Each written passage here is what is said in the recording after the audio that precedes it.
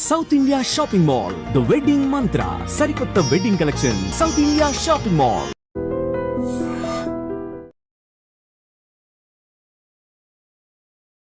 నమస్కారం, welcome to I dream. ధర్మ మార్గం విత్ విజిత కార్యక్రమానికి స్వాగతం.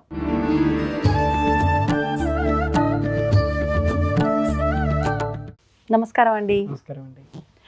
గత జన్మలు ఉంటాయి అంటారు. ఆ జన్మలో చేసుకున్న పాపాలే కర్మలుగా మారి ఈ జన్మను డిసైడ్ చేయబడుతుంది, ముందుకు నడిపించేది కూడా కర్మలే అంటారు. అంటే దీన్ని బట్టి గత జన్మ ఉందని ఖచ్చితంగా నమ్మొచ్చేమో అనిపిస్తుంది. మళ్ళీ కొన్నిసార్లు ఆలోచిస్తే ఇదంతా మూఢనమ్మకం, ఏం ఉండదు అనిపిస్తుంది. నిజంగా ఈ గత జన్మ ఉంది అనుకోవచ్చా? ఇదంతా ట్రాష్ అనుకోవచ్చా? గత జన్మలోనేవి ఖచ్చితంగా ఉన్నాయి, కానీ సామాన్యులకు తెలియదు అంతే. సామాన్యులు పరిశీలన చేసి కొంచెం ధ్యానం, పూజ, కొంచెం మంచి పద్ధతుల్లో వెళ్తే, యోగా వంటి సంస్కారాలు కలిగి ఉంటే వాళ్ళ గత జన్మలు ఏంటో తెలుసుకోవచ్చు. కానీ గత జన్మల వల్ల ఉపయోగం లేదు. తెలుసుకోవటం వల్ల ఏం ఉపయోగం ఉంది? ఏమైనా దానికి దీనికి సంబంధం ఉండదు.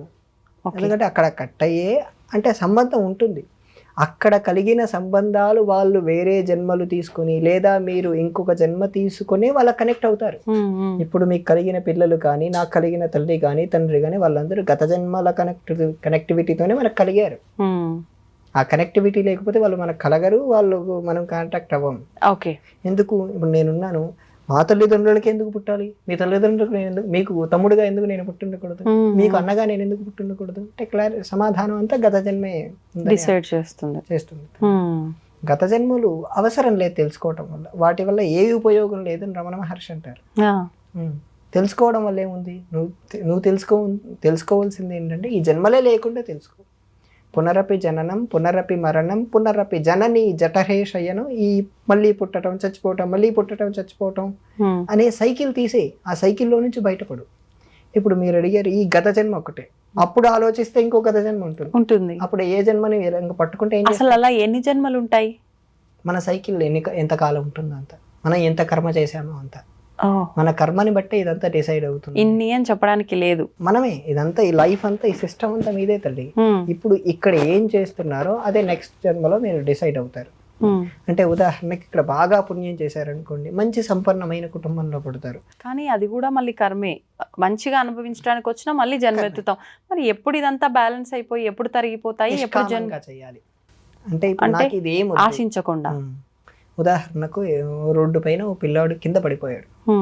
ఆ అబ్బాయికి కింద పడిపోయాక లేపి అతన్ని కూర్చోబెట్టి ఏం కావాలి అయినా అంటే, నాకు ఆహారం కావాలంటే, మీరు పుణ్యం వస్తుందని ఓ 400 ఎక్స్ట్రా అయినా డబ్బులు పెట్టి కొనిస్తున్నారు, అతడికి ఆహారం తినిపిస్తున్నారు. కానీ అతడికి సేవ చేస్తున్నారు అనే కాన్సెప్ట్ కాకుండా, నాకేమీ అక్కర్లేదు, వాడు అడిగాడు నేను చేస్తున్నాను అనే కాన్సెప్ట్ లో చేస్తే చాలు. అది నిష్కామం. ఒక చిన్న క్వశ్చన్ ప్లీజ్. ఏమీ అక్కర్లేదు అనుకోవడంలో కూడా ఒక చిన్న స్వార్థం, ఒక చిన్న ఆశ ఉందిగా ఇక్కడ కూడా. అంటే మళ్ళీ జన్మ వద్దు నాకు, కాబట్టి నేనేం ఆశించకుండా ఇక్కడ నేను వీడికి సేవ చెయ్యాలి, ఇది కూడా ఒక రకంగా ఆశే కదా. దీనికి కూడా సమాధానం చెప్తాను. నేను అక్కడ మీ ఆ థాట్ పెట్టుకోకూడదు తల్లి. ఇక్కడ ఏంటంటే, ఇప్పుడు నేను మీకు ఇంటర్వ్యూ ఇస్తున్నాను, ఎందుకు ఇస్తున్నానంటే నాకు అవసరం లేదు, మీకు అవసరం లేదు, కేవలం ఉపయోగం అని. ఇక్కడ కూడా మన స్వార్థం ఉంది, ఉపయోగం అని. ఆ ఉపయోగం కూడా లేకుండా ఏ కంటెంట్ అయినా మాట్లాడుకోవచ్చు అన్న ఉద్దేశంలో వస్తున్నాం. అలా ఏమాత్రం చేసే వాళ్ళ దృష్టిలో కొంచెం కూడా నాకు ముక్తి కావాలని, లేదా నేను పుణ్యం కోసం చేస్తున్నానని, వీడికి మంచి జరుగుతుందనే కాన్సెప్ట్ ఏం పెట్టుకోకూడదు. అడిగాడు చెయ్యాలి అంతే. అదొక్కటి, ఆ దృష్టి ఒక్కటి ఉంటే చాలు. చేసే ప్రతి పనిలో, పూజలో కూడా కేవలం మీరు రోజు అర్చన చేస్తున్నారు, లేదా దీపారాధన చేస్తున్నారు. ఇవెందుకు? దీపారాధన చేసిన తర్వాత మీరు ఏమీ కోరికలు కోరుకోకుండా, నాకు ఈ దేహాన్ని ఇచ్చావు, నా వెనుక ఇంత కర్మ ఉంది, నమస్కారం చేస్తున్నాను అని చెప్పి వెళ్ళిపోవటం అంతే. మీరేం అడగనవసరం లేదు. ప్రతిదీ భగవంతుడికి తెలుసనే భావన ఉంటే చాలు. ఏ సంకల్పము లేకుండా చేసేదాన్ని ముందు మనం, ఈ సంకల్పము, వాసనలు ఇవన్నీ ఉంటాయి తల్లి. అంటే ఉదాహరణకు ఈ జన్మలో వాసనలని ఉంటాయి. ఈ వాసనలన్నీ నశింపజేసుకుంటే మోక్షమే వస్తుంది. అలా ఏ కార్యము, నాకు పుణ్యం కానీ పాపం కానీ ఏమక్కర్లేదనే చేసుకుంటే, నిష్కామంగా చేస్తే ఒక రోజు మోక్షం ఖచ్చితంగా వస్తుంది. మోక్షం అంటే ఏంటి అసలు? ఈ భవబంధాల నుంచి విముక్తి. అంటే ఈ పుట్టటం, పెరగటం, మళ్ళీ తినటం, మళ్ళీ చచ్చిపోవటం, పుట్టటం, పెళ్లి చేసుకోవటం, ఈ కర్మలను అనుభవించటం, చాలా రకాల మనుషులతో ఇబ్బంది పడటం, మీరు ఇలా నన్ను ఇంటర్వ్యూ చేయటం, ఇలాంటివన్నీ కర్మే తల్లి. ఈ కర్మనే సైకిల్ నుంచి దాటిపోయి ఎప్పటికీ రాని స్థితిలో లీనమైపోవటం. ఎప్పటికీ రాని స్థితి శివుడు. ఆ శివుడిలో లీనమైపోవటం ముక్తి. మీ పరంగా మీకు శివుడు అంటే ఇష్టం కాబట్టి మీకు శివుడు అన్వయించి చెప్తున్నాను. ఇప్పుడు కొంతమంది గొప్ప గొప్ప వాళ్ళు ఉంటారు, యోగులు, పెద్ద పెద్ద తపస్సు అంటే మహాయోగులు, వీళ్ళంతా కూడా ఉంటారు కదా. వాళ్ళకు అంటే కుటుంబం ఉండదు, ఒక బాధ్యత అదంతా ఏముండదు. వాళ్ళు ఎంతసేపు ఉన్నా భగవంతుడి ధ్యానం చేసుకోవడం కోసమే ఉన్నారు, మనకి ఏదో ఒకటి తెలియజేయడం కోసమే ఉన్నారు. అటువంటి వాళ్ళు అంటే దాంట్లో కూడా యోగులు అనే దాంట్లో కూడా రకాలు ఉన్నాయి. యోగులు ముక్తి పొందొచ్చు, పొందకపోవచ్చు. ఎందుకని? వాళ్ళ సాధనా స్థితి.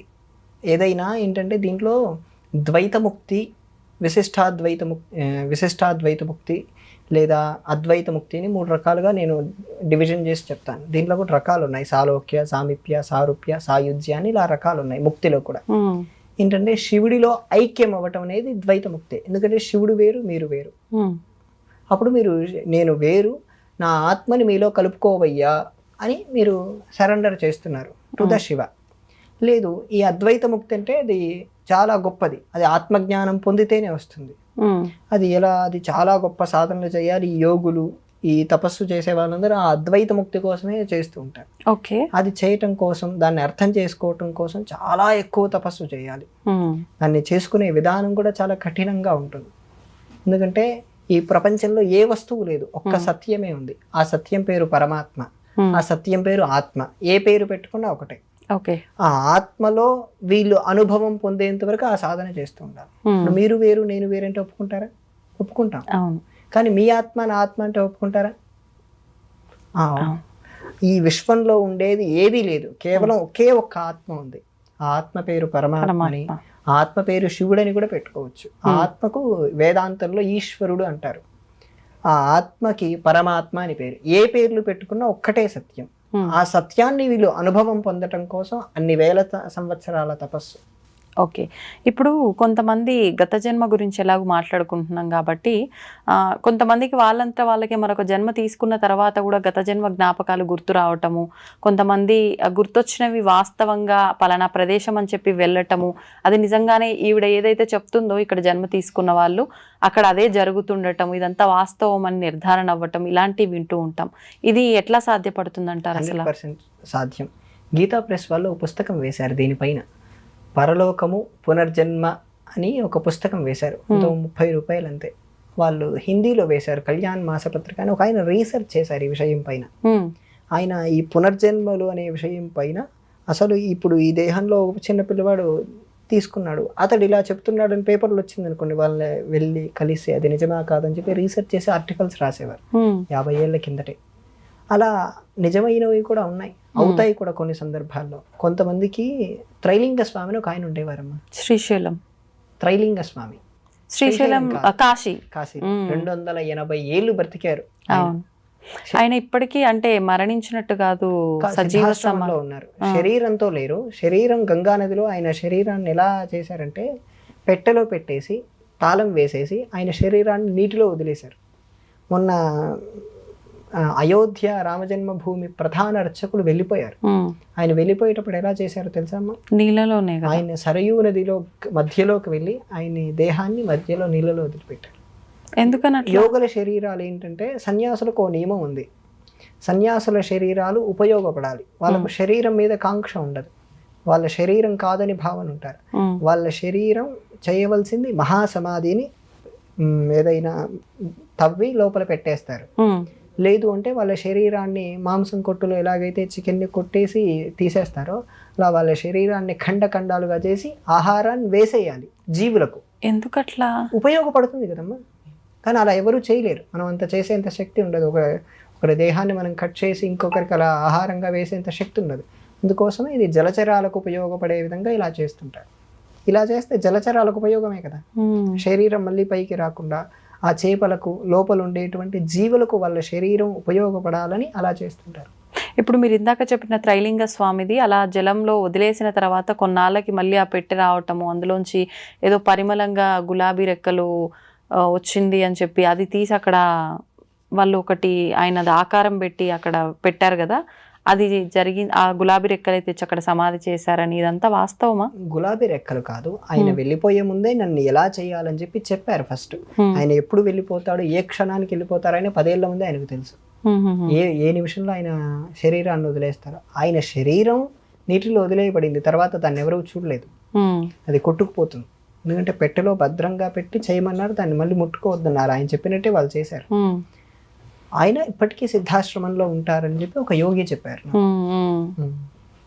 అలా ఆయన చెప్తున్నది ఏంటంటే, ఆయన దగ్గరకు ఒక ఆయన వచ్చారు, మీలాగే క్యూరియాసిటీ, పూర్వజన్మలు ఉన్నాయా, ఉంటే ఎలా ఉంటాయి, నా పూర్వజన్మ తెలియజేయండి అని అడగడం కోసం వచ్చాడు. ఆయన్ని 40 రోజులు తిప్పించుకున్నారు ఆయనకి సమాధానం చెప్పకుండా. అంటే వాళ్ళ క్యూరియాసిటీ ఎంత ఉంది, వాళ్ళ పరిస్థితి ఏంటి, వాళ్ళ స్టేటస్ ఏంటి అని తెలుసుకోవడం కోసం 40 రోజులు ఆగాడు. ఆయన తిరిగాడు, ప్రతిరోజు పొద్దున వచ్చేవాడు, సాయంత్రం వచ్చేవాడు, మధ్యాహ్నం వచ్చేవాడు, అసలు ఆగకుండా వచ్చేవాడు. ఒక రోజు పిలిచి, సరే నీ పూర్వజన్మలో నువ్వు ఉండేవాడివి, నువ్వు అప్పుడు 2 శ్లోకాలు రాసుకున్నావు, ఆ ప్లేస్ కూడా ఆయన చెప్పాడు. ఆ 2 శ్లోకాలు కూడా ఏంటంటే, దాంట్లో ఒక శ్లోకం నాకు ఇప్పుడు గుర్తుంది, చెప్తాను. భగవద్గీతలో ఉంటుంది, వాసాంసి జీర్ణాని యథా విహాయ నవాని గృహ్ణాతి నరోపరాని తథా శరీరాన్ని విహాయ జీర్ణాన్యన్యాతి సంయాతి నవాని దేహి. ఈ శ్లోక అర్థం ఏంటంటే, మనం ఎలాగైతే ఈ బట్టలు ధరించామో ఈ బట్టలు మళ్ళీ వదిలేస్తాం, కొత్త బట్టలు ధరిస్తాం, అలాగా మన ఆత్మ కూడా ఈ శరీరాన్ని ఇప్పుడు ధరిస్తుంది. మనం స్నానం చేసి బట్టలు వదిలేసి ఎలా కొత్త బట్టలు ధరిస్తామో ఆత్మ కూడా ఇంకో దేహాన్ని ధరిస్తుంది. అప్పుడు ఆ దేహానికి ఇంకో చరిత్ర వస్తుంది, ఆ చరిత్రని మీరు తీసుకోవాలి. ఆ శ్లోకం ఆయన ఒక గోడ పైన రాసుకున్నాడు. అప్పుడు అక్కడ ఆ గోడ పైన ఉన్నదాన్ని ఈ త్రైలింగ స్వామి ఆయనకు చెప్పాడు, ఆయన నువ్వు ఇలా ఒక గోడ పైన రాసుకున్నావు ఆ శ్లోకం, ప్లేస్ కూడా చెప్పాడు. అప్పుడు ఏ ఉద్యోగం చేసేవాడు కూడా చెప్పాడు. ఆయన వెళ్ళి చెక్ చేసుకున్నాడు, అది నిజమైంది. అలా కొంతమంది యోగులకే మన పూర్వజన్మలు ఏంటనేవి తెలుస్తాయి. కానీ పూర్వజన్మల వల్ల ఏ ఉపయోగం లేదు. మీరు దాన్ని తెలుసుకొని ఏం చేయగలరు? ఈ జన్మలో మీకు ఏమైనా ఉపయోగపడుతుందా? లేదు. ఈ జన్మలో మీ ఉద్యోగంలో మంచి ప్రమోషన్ తీసుకురావడానికి ఉపయోగం ఏమన్నా? సంబంధమే లేదు కదా దానికి దీనికి ఉపయోగపడుతుంది అనుకోవడానికి. దీన్ని రమణ మహర్షి కానీ ఉంటుంది కదా తెలుసుకోవాలి అని చెప్పి కొంతమందికి. అదే మూర్ఖత్వం అంటారు రమణ మహర్షి. తెలుసుకోవటం వల్ల ఏ ప్రయోజనం లేదు. మీరు తెలుసుకోవాల్సింది, చేయవలసిన కార్యం ఈ జన్మలనే భవబంధాల నుంచి విముక్తి. ఆ విముక్తి తెలుసుకుంటే ఇవన్నీ ఆటోమేటిక్గా తెలిసిపోతాయి. ఇవి చిన్న విషయం నాయన అని రమణ మహర్షి మనల్ని మృదువుగా హెచ్చరిస్తారు. ఓకే, అంటే మొత్తానికి గత జన్మలు ఉన్నాయి కానీ తెలుసుకోవాల్సిన అవసరం లేదు. తెలుసుకున్నా కూడా అది మనకు ఒక రకంగా ఎఫెక్టే అవుతుంది కానీ మనకి ఏం యూజ్ అవ్వదు. ఉదాహరణ చెప్తాను తల్లి.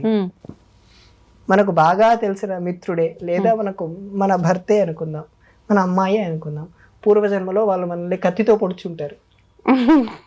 ఈ జన్మలో వాళ్ళు ఎలా చూస్తారు మీరు వాళ్ళని? అది తెలుసుకున్నాక శత్రువులా భావిస్తాం. కానీ ఈ జన్మ కాదని తెలుసు అయినా కూడా అది మనిషి లక్షణం, సహజ లక్షణం కదా. ఆ లక్షణం ఉంది కాబట్టి వద్దు అని అందరూ మొత్తుకునేదండి. ఇప్పుడు అతను కత్తితో పొడిచాడు, అతడు ఏదో మీతో అప్పుడు మిమ్మల్ని బాగా మోసం చేసి ఉండొచ్చు, ఆ జన్మలో మోసం చేసి మిమ్మల్ని చంపేసి ఉండొచ్చు. ఇప్పుడు మళ్ళీ ఇద్దరు పుట్టారు, స్నేహితులు అయ్యారు, లేదా భార్యాభర్తలు అయ్యారు, కూతురు కొడుకు అయ్యారు, ఏదో అయ్యారు. అయినప్పుడు మరి ఈ జన్మలో అలాంటి ఫీలింగ్స్ పెట్టుకొని ఉండగలరా? అంతే ప్రేమ అది తెలియక ముందు ఉండరు. అటువంటి మరి ఇంత ఉన్నప్పుడు ఎందుకు కొంతమందికి అది గుర్తు చేసి మరొక జన్మ ఇచ్చి ఆ జన్మలో గుర్తుకు చేసి ఈ విధానాన్ని అంతా కూడా ఎందుకు, ఇదంతా ఒక రకంగా భగవంతుడి లీలే అనుకోవచ్చు కదా, అలా ఎందుకు చేస్తున్నారంటారు? నేను ఈ పూర్వజన్మల గురించి కొంచెం పరిశీలన చేశాను. చిన్న పిల్లల మీద నేను కొంచెం రీసెర్చ్ చేశాను. ఈ పుస్తకాలు, ఇంకా హవాయి ద్వీపం అని ఒకటి ఉంది అమెరికాలో. అక్కడ కొంతమంది ఈ విదేశస్తులు కొంతమందికి పునర్జన్మలు గుర్తొచ్చి ఉన్నాయి. వాళ్ళ మీద పరిశీలన చేసినప్పుడు నాకు అర్థమైందంటే అందరికీ గుర్తు రావట్లేదు. మీకు గుర్తు రావట్లేదు, నాకు గుర్తు రావట్లేదు. పర్టికులర్ ఎవరో అన్బార్న్ బేబీ అని అంటారు ఇది మెడికల్లో. అంటే కొంచెం నెల తక్కువ బిడ్డ అని ఓ మాట అంటారు కదా. అంటే 8 నెలలకే పుట్టేసినట్టు, అవును, లేదా కొంచెం పిండం సరిగ్గా వృద్ధి చెందకుండా పుట్టినట్టు వీళ్ళు కొంతమంది కనపడుతున్నాయి అని అర్థమైంది. ఇంకొంతమందికి పిండం సరిగ్గా ఉండి లేదా అన్ని లక్షణాలు సరిగ్గా ఉన్నా కొంతమందికి గుర్తొస్తున్నాయి. అది ఏమైనా భగవంతుడి లీలలో ఒక రకమైన భాగమేనా? ఎందుకంటే ఇప్పుడు నేను శ్లోకం చెప్పాను, ఆ శ్లోకం భగవద్గీతలో ఉంది. ఆ శ్లోకం నిరూపణ చేయాలంటే కొన్నైనా సాక్ష్యాలు ఉండాలి. ఆ సాక్ష్యాలు ఎలాగైనా రావచ్చు. వాళ్ళకి ఇవి గుర్తుండవు. దాంట్లో కూడా వాళ్ళకు కూడా ఒకరికి గుర్తున్నాయి. ఇప్పుడు చెప్పాను చూడండి, గీతా ప్రెస్ వారు పుస్తకం ప్రింట్ చేశారని. దాంట్లో ఒక ఆయన గుర్తుపట్టాడు, నువ్వు నన్ను చంపేశావు కదా, ఇదిగో అని చెప్పి ఆయన్ని గుర్తుపట్టాడు. ఆ పిల్లోడు వెళ్ళి, 5 ఏళ్ళ పిల్లోడు వెళ్ళి, నువ్వు నన్ను ఇక్కడ ఫలానా సమయంలో ఫలానా డేట్ రోజు నువ్వు నన్ను చంపేశావు. సేమ్ పోలికలతో ఉంటారా? కాదు, శరీరం మారిపోతుంది. తల్లిదండ్రులు ఎలా గుర్తుపడుతున్నారు మరి? అంటే నేనున్నానండి, మళ్ళీ పుట్టాను, వెంటనే పుట్టాను అనుకోండి, మీరు వెంటనే చనిపోరు కదా, ఉంటారు కదా కొద్దేళ్ళు. అంటే అదే మీరు ఒకవేళ మళ్ళీ పుట్టినా ఇదే రూపంతో ఉంటేనే కదా నేను గుర్తుపడతాను. ఒకవేళ గుర్తుపట్టినా పలానా ఆయన ఉండేవాడు సేమ్ మీరు అలానే ఉన్నారంటాను తప్ప మీరే ఆ ప్రవీణ్ కుమార్ గారు అని చెప్పి నేను అనలేను కదా. అలా ఎలా సాధ్యపడుతుంది వీళ్ళకి? మీరు అప్పటికే ఉన్నారనుకోండి, ఇప్పుడు ఉదాహరణకు నేను ఈ రోజే చనిపోయాను, వెంటనే మరో గర్భంలోకి ప్రవేశించి 9 నెలల తర్వాత పుట్టి ఒక 5 ఏళ్ల తర్వాత మిమ్మల్ని చూసి విజితా గారు నన్ను ఇంటర్వ్యూ చేశారు అని నేను గుర్తుపట్టగలను కదా, మీరు గుర్తుపట్టగలరు 5 ఏళ్ల తర్వాత. అంతే, ఇదే ఓకే. అలా జరిగింది తల్లి. అతడు 5 ఏళ్ల తర్వాత నన్ను నువ్వే చంపేశావు, ఈ గార్డెన్లో చంపావు అని చెప్పి ఉత్తరప్రదేశ్లో ఒక అబ్బాయి అన్నాడు. ఆ పుస్తకం చదవండి తల్లి, 30 రూపాయలే. ఇప్పటికి ప్రింట్ చేస్తున్నారో లేదో తెలియదు. చాలా బాగుంటాయి, అన్ని అద్భుతాలే రాశారు, నిజాలే రాశారు. వాళ్ళు వెతుక్కుంటూ వెళ్ళి రీసెర్చ్ చేసి వెళ్ళి రాశారు. ఓకే, గీతా ప్రెస్ వాళ్ళు. గీతా ప్రెస్ వాళ్ళు రాశారు. ఓకే, ధన్యవాదాలండి. నమస్కారం. దీన్ని తవ్వండి, తవ్వుతూనే శివలింగం. సరే దాన్ని అట్లా కప్పేసేయండి, చూపించద్దండి. Krishna is there. మూర్తి పూజ కాదు, సాక్షాత్ బ్రజేంద్ర నందన భగవాన్ ఉన్నారు మూర్తిలో. ఏమీ ఆశించకుండా ఆరాధించే వాళ్ళు కూడా ఉన్నారా ప్రభుజీ? నిజమైన భక్తి అంటే మనకు తెలియదు కాబట్టి